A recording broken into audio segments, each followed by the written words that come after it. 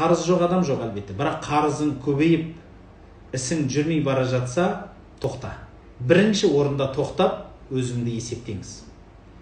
Қалай есептейсіз? Сіз ақша жаратуыңыз қалай болып жатыр? Ақшаны қайдан алып келіп жатсын, және қайда жұмсап жатсын, соған есеп беріңіз. Бірінші нүкте. Екінші нүкте, финанс туралы білім іздеңіз. Кітап оқыңыз, түрлі лекциялар, семинарларға қатысуға әрекет жасаңыз. Ол финанс, қаражат сауаттылығы, қаржы сауаттылығы сізді көп нәрседен құтқарады. Білімсіз адам от жейді деген содан. От баспай жатып, ақыры немесе басып қойып қиналсаңыз, сізге кеңесім, бірінші орында қаржы туралы керемет кітаптар бар.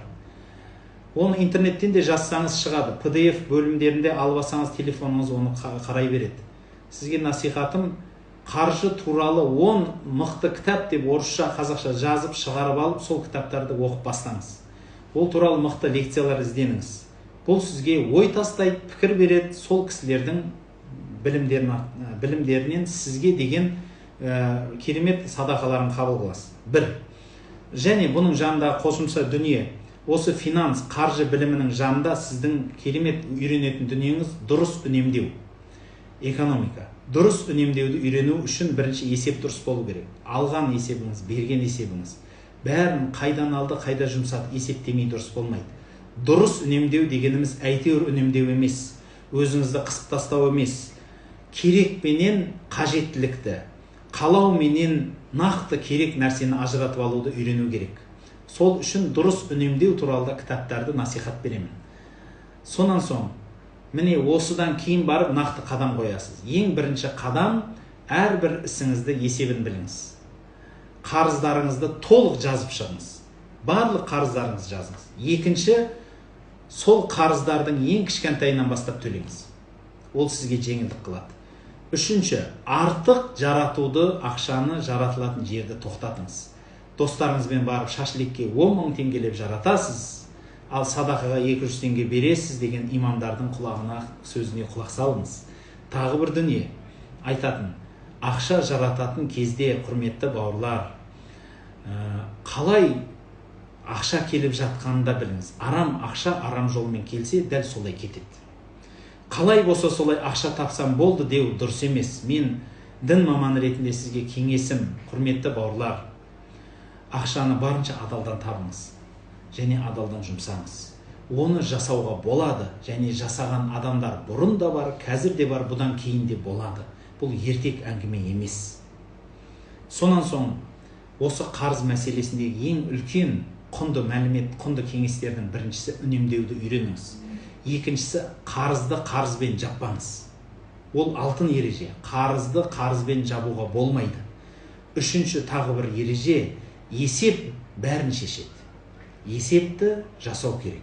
Онсыз ешқашан болмайды. Және төртінші, нақты ереже, білімсіз еш нәрсе болмайды. Ендеше өзіңіз ізденіңіз және білетін адамнан кеңес іздеңіз. Финансовый группалар бар. Финанстағы үлкен чаттар бар. Сол жерлерге кіріп айтсаңыз, сізбенен барлығы өзінің басынан өткенін бөліседі. Сондықтан, құрметті бауырлар, қарыз алғанда білімсіз қарыз алдыңыз, енді төлегенде сауатты төлеуді үйреніңіз. Және дін туралы айтып кететін бірнеше мысалдар. Біріншіден, қарыз беру шариғатымызда өте құпталған дүние. Пайғамбарымыз саллаллаху алейхи ва салламның әдемі хадисі бар. Пайғамбарымыз айтады, мен Ми'раж кешінде жәннаттың есігін көрдім. Және сол жәннаттың есігінде кім-де-кім садақа берсе, оның садақасы 10 есе қайтады. Ал кім-де-кім қарыз берсе, оның қарызы 18 есе өзіне қайтады сауабы деп айтқан екен. Соны мен Жибрилден сұрадым дейді.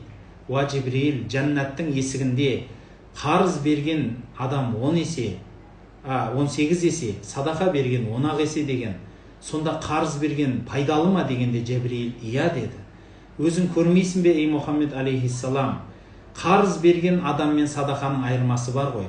Садақаны сізден біреу сұрап келмейді, сен өзің қалаған нәрсені бересің, шамаңа қарай бересің. Ал қарызды нағыз мұқтаж адам келеді. Ал пайғамбарымыздың сөзі бар емес пе, сол кездегі мұқтаж адамға бердің деді. пайғамбарымыздың әсем сөзі тағы бір еске келеді. Кім екінші мұсылманның қиыншылығын, ауыртпашылығын, проблемасын шешуге жәрдем берсе, жүгірсе, тіпті оны шешіп бере алмаса да соған жүгіріп пейнет қылса, Алла тағала қиямет күні сіздің шеше алмай жатқан, бүкіл адамзаттың шеше алмай жатқан проблемасын өзінің мойнына алады дейді. Сондықтан біреудің қажетін шығарып беру, біреудің қызметінде болу, бұл үлкен дүние. Оны ұмытпаңыздар. Бұл біздің адамдығымыз, бұл біздің ұлтымыздың әуелден келатқан дәстүрі. Сол құндылықтан айырылып қалмайық. Екінші бір нәрсе, қарызды алу кезінде міндетті түрде сізге кеңесім, 2 ракағат арнайы намаз оқыңыз.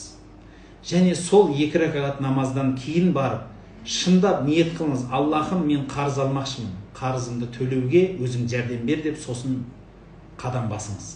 Пайғамбарымызда әдемі сөз бар. Кім қарызды алды және сол қарызын бергісі келуден бұрын Алладан жәрдем сұраса, Алла тағала ол кісінің қарызын төлеуге өзі жәрдем береді деген. Соны ұмытпаңыздар. Әлбетте біреуге қол жайып отырған қиын нәрсе. Қарыз үйреніп қалу да бұл жақсы нәрсе емес. Беруші қол, алушы қолдан гөрі абзал деген. Құдайдан көп сұрайтыныңыз, Аллахым, мені беруші қолдан ет. Аллахым, мені зекет беретіндерден ет деп көп сұраңыз. Сондықтан айтатыным, қарыз мәселесін өте қатты қадағалаңыз.